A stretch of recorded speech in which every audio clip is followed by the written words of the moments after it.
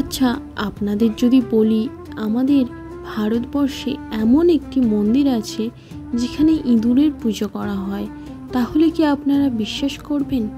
হ্যাঁ, আজ আপনাদের নিয়ে যাব বিকানের থেকে 29 কিলোমিটার দূরে দেশনকে এমন একটি মন্দিরে যেখানে ইঁদুরের পুজো করা হয়। তাহলে চলুন বেশি দেরি না করে ভিডিওটি শুরু করা যাক। আগের পর্বে আপনারা দেখেছিলেন আমরা বিকানির এসে পৌঁছেছি। বিকানির স্টেশন থেকে আমাদের হোটেলের দূরত্ব মাত্র 300 মিটার। আমরা তাই স্টেশন থেকে বেরিয়ে হেঁটেই আমাদের হোটেলে পৌঁছে গিয়েছিলাম। আমরা যে হোটেলে ছিলাম সেটা হলো হোটেল শিবা রিজেন্সি। পার নাইটে নিয়েছিল 1400 টাকা। চলুন রুমটি একটু ঘুরিয়ে দেখিয়ে দিই। রুমটি বেশ পরিষ্কার পরিচ্ছন্ন আর অনেক বড় ছিল। বাথরুমটাও অনেক বড়।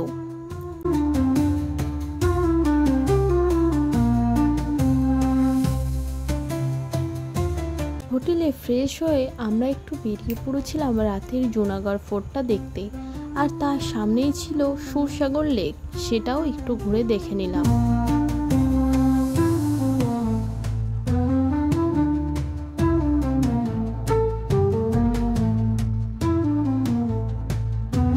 এই হলো জুনাগড় ফোর্ট। রাতের আলোয় দেখুন কতটা সুন্দর লাগে।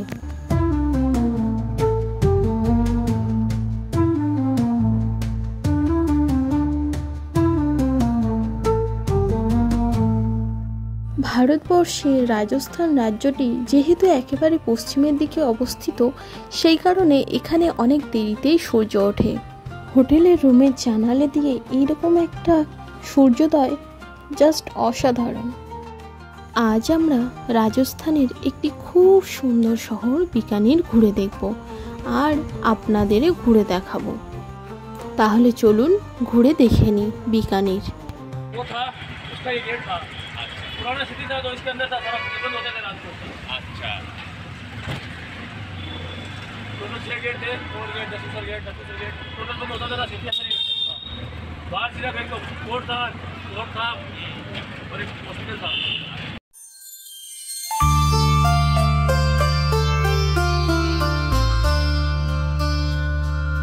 আমাদের বিকানির ভ্রমণ আমরা বিকানিরের পুরাতন শহর থেকে শুরু করেছিলাম। প্রথমেই চলে এসেছিলাম প্রায় 500 বছর পুরনো এই রামপুরিয়া হাভেলিগুলো দেখতে।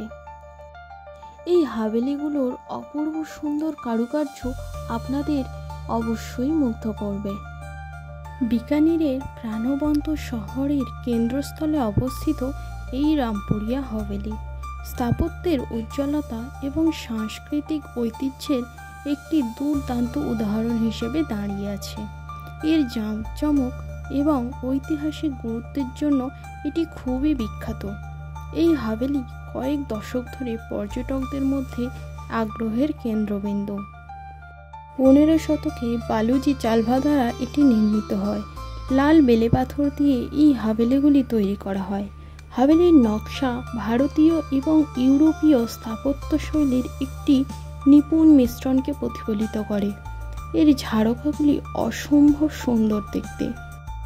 আপনারা যদি বিকানির ঘুরতে আসেন তাহলে এই জায়গাটা কিন্তু একদমই মিস করবেন না। বিকানির ঘুরতে আসার সব থেকে ভালো সময় হলো অক্টোবর থেকে মার্চ মাস।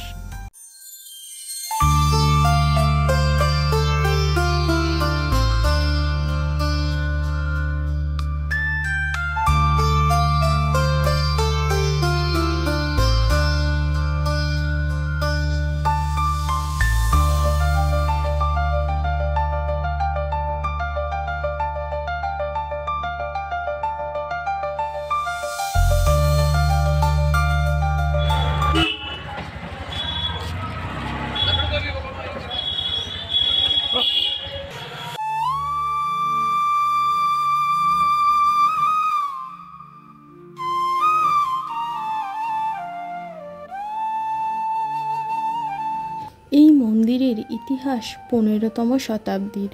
এই মন্দিরটি যে পাথর দিয়ে তৈরি হয়েছে সেগুলি রাজস্থানের আরেকটি শহর জয়সালমীর থেকে উটের পিঠে করে এখানে নিয়ে আসা হয়েছিল এবং এই মন্দিরটি তৈরি করা হয়েছিল।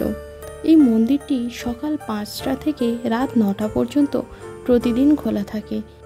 এই মন্দিরে ঢোকার জন্য কোনো এন্ট্রি ফি লাগে না। এই মন্দিরটি দেয়ালচিত্র এবং শিল্পকর্মের জন্য বিখ্যাত। আর মন্দিরের ভিতরে কোনো ফটোগ্রাফি ভিডিওগ্রাফি অ্যালাউ নয়।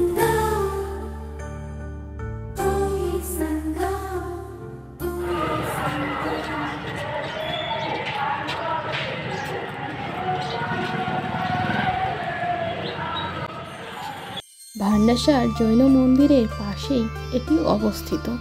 এটি বিকানিরের প্রাচীনতম মন্দিরগুলির মধ্যে একটি।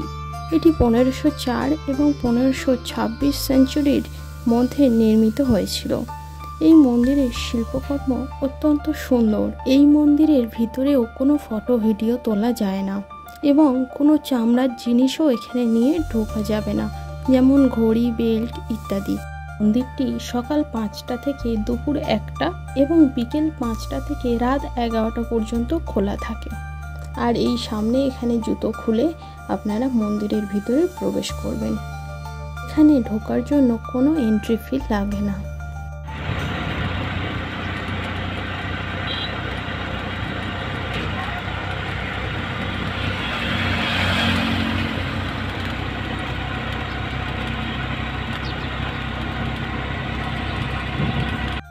এবার আমরা মরুভূমির মাঝে রাস্তা দিয়ে এগিয়ে চলেছি দেশনকের দিকে।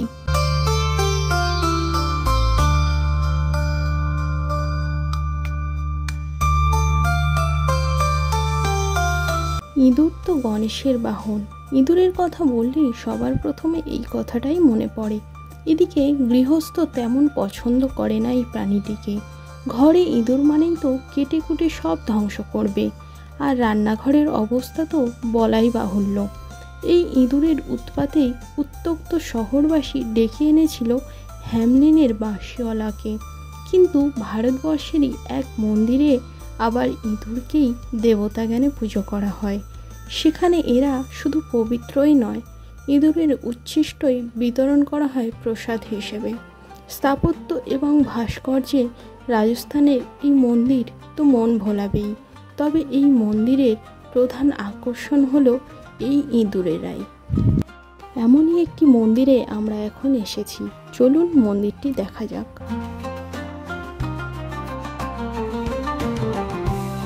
মন্দিরে ঢোকার সাথে সাথেই পায়ের ধারে এইরকম অনেক ইঁদুর আপনারা দেখতে পাবেন। কিন্তু সাবধান, ভুলবশতভাবেও যদি একটি ইঁদুরও আপনার পায়ের তলায় চলে আসে, তবে সেই ইঁদুরের সম পরিমাণ ওজন ও আকারের একটি সোনার ইঁদুর গড়ে মন্দিরকে দান করতে হবে আপনাকে। এই ইঁদুর নিয়ে অনেক লোককথা রয়েছে, যেমন করণী মাতার শত শত সন্তান ও তার সৎ ছেলে লক্ষণ কপিল সরোবরে জল খেতে গিয়ে ডুবে মারা গিয়েছিল।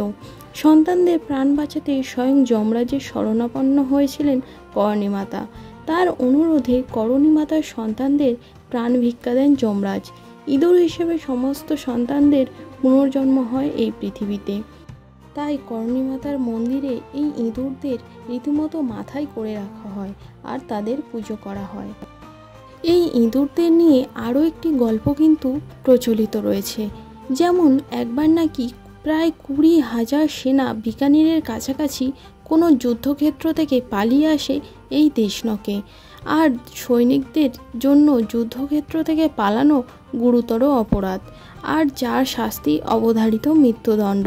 দয়াশীল করণী মাতা তাদের প্রাণ কাড়েননি, কিন্তু তাদের শাস্তিস্বরূপ ইঁদুর বানিয়ে এখানেই রেখে দেন। এই করণী মাতা কিন্তু কোনো পুরাণের দেবী নন, তিনি ছিলেন জীবন্ত কিংবদন্তি।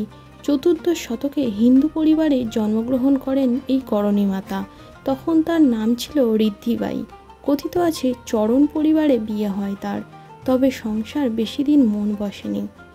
নিজের বোন গুলাবের সঙ্গে স্বামীর বিয়ে দিয়ে তিনি সংসার ত্যাগ করেছিলেন এবং বাকি জীবন সন্ন্যাসিনী বেশেই কাটিয়েছিলেন।